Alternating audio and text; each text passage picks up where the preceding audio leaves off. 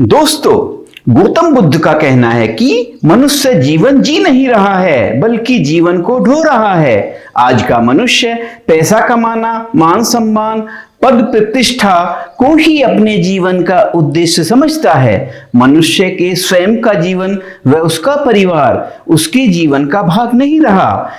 इन सब का नंबर बाद में आता है। मनुष्य पद प्रतिष्ठा, मान सम्मान, धन दौलत के पीछे पागल हुआ जा रहा है। पैसा कमाने के चक्कर में मनुष्य कुछ भी करने को तैयार है। दोस्तों, आज जो कहानी मैं आपको सुनाने जा रहा हूं, इस कहानी के माध्यम से आप ये जानेंगे कि मनुष्य का असली जीवन क्या है। इससे पहले कि आप हमारी कहानी में खो जाएं, हमारे चैनल को सब्सक्राइब जरूर कर लें। इससे हमारा हौसला व मनोबल बढ़ता है। प्राचीन समय की बात है कि सरयू नदी के पास ही गांव में एक गरीब ब्राह्मण रहते थे, जो पूजा पाठ कर अपना व अपने परिवार का पालन पोषण करते थे। धीरे धीरे लोग उनसे प्रभावित होने लगे।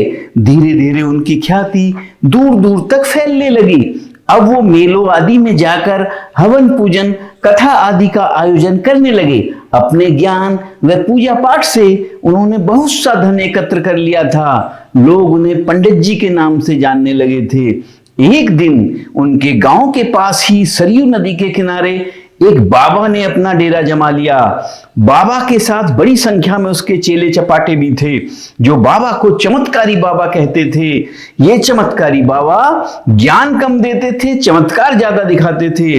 वैसे भी आम जनता को ज्ञान से मतलब नहीं होता, उन्हें चमत्कार से मतलब होता है।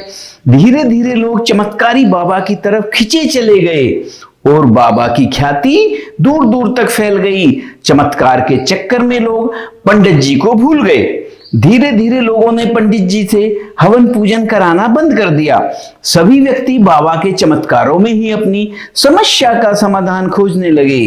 पंडित जी ने लोगों को लाख समझाने की कोशिश की कि ये बाबा कोई चमत्कारी बाबा नहीं है, बल्कि एक जादूगर है, जो जादू के बल पर आपको मूर्ख बना रहे हैं। लोगों ने पंडित जी की बातों पर ध्यान नहीं दिया और पंडित जी को कहा, पंडित जी, ज्ञानी व्यक्ति वही होता है जो चमत्कार दिखा सके।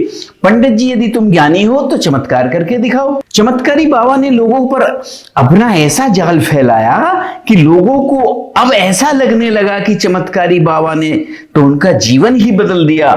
चमत्कारी बाबा ने अपने चेलों के माध्यम से ऐसा प्रचार कराया कि चमत्कारी बाबा के पास ऐसी ऐसी शक्तियां हैं जिनसे लोगों के दुख दर्द चुटकियों में दूर हो जाते हैं। चमत्कारी का बाबा का प्रभाव ऐसा पड़ा कि पंडित जी का पूजा पाठ का धंधा ही पूरी तरह चौपट हो गया, जिससे पंडित जी की आर्थिक हालत खराब हो गई। रुपए पैसों की तंगी हो जाने पर परिवार में झगड़े होने लगे। एक दिन परेशान होकर पंडित जी की पत्नी ने उन्हें समझाया कि कब तक अपने आप को ज्ञानी मानकर ऐसे ही बैठे रहोगे। सब लोग चमत्कारी बाबा के पास जा रहे हैं, तुम भी चमत्कारी बाबा के पास जाकर प्रसाद ले आओ, तुम्हारे सब दुख दूर हो जाएंगे। मरता क्या न करता। पंडित जी पत्नी के दबाव में आ गए और चमत्कार की आस में चमत्कारी बाबा के पास पहुंच गए। पंडित जी को अपनी सभा में आता देख चमत्कारी बाबा गदगद हो गए। अब चमत्कारी बाबा को अपनी दुकानदारी के फैलने फूलने का पूरा भरोसा हो गया। पंडित जी को चमत्कारी बाबा की सभा में देखकर लोग बाग दंग रह गए।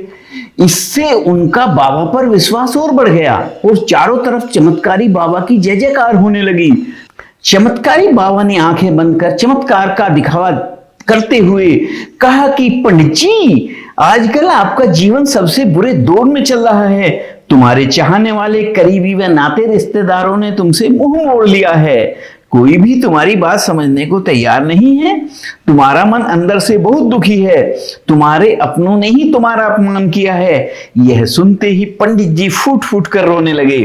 चमत्कारी बाबा ने तुरंत ही हवा में हाथ हिलाया तो उनके हाथ में एक सेब प्रकट हुआ। चमत्कारी बाबा ने सेब पंडित जी को देते हुए कहा, रात के ठीक 12 बजे परिवार के सभी सदस्य नहा धोकर स्वच्छ कपड़े पहनकर इस सेब को बराबर भागों में काट कर ग्रहण कर लें। सुबह ही आपकी किस्मत बदल जाएगी। पंडित जी भी चमत्कारी बाबा के झांसे में आ गए और चमत्कारी बाबा के कहे अनुसार उन्होंने रात्रि ठीक 12 बजे परिवार सहित नहा धोकर प्रसाद ग्रहण किया और सो गए। पंडित जी को रात्रि में ठीक से नींद भी नहीं आई और वो अपनी किस्मत पलटने के सपने देखते रहे। सुबह सवेरे जब पंडित जी ने अपने घर का दरवाजा खोला तो दरवाजे पर धन की एक पोटली व कुछ जेवरात पड़े मिले। पंडित जी ने यह बात अपनी पत्नी को बताई। जेवरात व धन की पोटली देखते ही पंडित जी की पत्नी खुशी के मारे उछल पड़ी और बोली, यह सब चमत्कारी बाबा के आशीर्वाद का ही फल है। आप वैसे बेवजह ही लोगों को फालतू ज्ञान बांटते फिरते हो। अरे असली ज्ञानी तो चमत्कारी बाबा हैं। समय का फेर देखो, पंडित जी जो पहले सभी को आशीर्वाद देते फिरते थे, उन्हें ही आशीर्वाद की आवश्यकता पड़ गई। धन की पोटली व जेवरात मिलने पर पंडित जी अपने परिवार के साथ चमत्कारी बाबा का आशीर्वाद लेने पहुंचे और धन की पोटली व जेवरात बाबा जी को दिखाए। पंडित जी ने सभा में उपस्थित सभी लोगों को बताया कि ये धन व जेवरात उन्हें बाबा के आशीर्वाद से ही मिले हैं। पंडित जी अब बाबा के जाल में पूरी तरह फंस चुके थे। बाबा ने पंडित जी को ढाल बनाकर अपना प्रभाव लोगों पर इतना बढ़ा लिया, सभी लोग बाबा को भगवान मानकर उनकी पूजा करने लगे। परंतु यह क्या, जैसे ही पंडित जी घर वापस आ रहे थे, बीच में ही लुटेरों ने उनकी पोटली व जेवरात लूट लिए। यह सब चमत्कारी बाबाओं के चेलों का ही कमाल था। पंडित जी ने चमत्कारी बाबा के चेलों को पहचान लिया और वो यह सब देखकर जोर जोर से हंसे जा रहे थे। पंडित जी को अब एहसास हो चला था कि बाबा ने उनका इस्तेमाल किया है। पंडित जी अपनी मूर्खता पर ऐसे ही जोर जोर से हंसते जा रहे थे। उनकी पत्नी ने सोचा कि वे धन लूटने के सदमे से पागल हो गए हैं। पंडित जी की पत्नी उन्हें लेकर बाबा जी के पास पहुंची। यह क्या, वो लुटेरे तो बाबा जी के पीछे ही खड़े थे। पंडित जी उन्हें देखकर आग बबूला हो गए और उन्हें मारने दौड़े। तब तक बाबा के चेलों ने पंडित जी को मारपीट कर बराबर कर दिया। पंडित जी के चेलों ने यह अफवाह उड़ा दी कि पंडित जी अपनी दुकानदारी ठप होने से बाबा जी से खफा हैं और बाबा जी को बदनाम करना चाहते हैं। गांव का जमींदार भी बाबा का मुरीद था। उसने पंडित जी को गांव से निकाल दिया। पंडित जी अब बेघर हो चुके थे। उन्हें कोई रास्ता नहीं सूझ रहा था। उनके मन में बार बार बाबा से बदला लेने के ख्याल आ रहे थे। पंडित जी बेघर होकर दर दर भटकते भटकते एक बौद्ध मठ में पहुंचे, जहां महात्मा बुद्ध अपने शिष्यों को प्रवचन दे रहे थे। पंडित जी की दयनीय हालत देखकर महात्मा बुद्ध समझ गए कि यह व्यक्ति समय का मारा है। महात्मा बुद्ध ने पंडित जी को बड़े प्यार से अपने पास बुलाया और उनका कुशल क्षेम पूछा। पंडित जी ने दुखी मन से अपनी व्यथा महात्मा बुद्ध को बताई और बताया कि कैसे उस बाबा ने उनका इस्तेमाल करके उनका जीवन बर्बाद कर दिया। पंडित जी ने बाबा से बदला लेने की भी इच्छा प्रकट की। महात्मा बुद्ध ने पंडित जी की बातों को बड़े ध्यान से सुना और कहा कि इस सांसारिक जीवन में ऐसा ही होता है। आप पूजा पाठ के बल पर अपना धंधा चलाते थे, बाबा चमत्कार व फरेब के बल पर अपना धंधा चला रहा है। महात्मा बुद्ध ने पंडित जी को समझाया कि कोई किसी का जीवन बर्बाद नहीं करता, हम खुद अपना जीवन अपने हाथों से ही बर्बाद कर लेते हैं। जीवन क्या है? जीवन वह नहीं है जिसे लोग जी रहे हैं। पैसा कमाना, मान सम्मान, पद प्रतिष्ठा कमाना जीवन नहीं है जिसे हम जी रहे हैं। जीवन है खुद तुम, तुम्हारा परिवार, यही तो जीवन है। अगर तुमसे तुम्हें और तुम्हारा परिवार छीन लिया जाए तो तुम धन दौलत, पद प्रतिष्ठा व मान सम्मान का क्या करोगे? कौन उनका उपभोग करेगा जब उपभोग करने वाले ही नहीं रहेंगे? पंडित जी महात्मा बुद्ध के समक्ष नतमस्तक हो गए और बोले, भगवान आपने तो मेरी आंखें ही खोल दी। मेरा जीवन तो मेरे साथ ही है और मैं अपने रहन सहन के तौर तरीकों के लिए दुखी हो रहा था जो अब मेरे पास नहीं है। तथागत ने पंडित जी को समझाते हुए कहा कि ध्यान रखना, किसी दूसरे की वजह से अपने आप को दुख मत देना।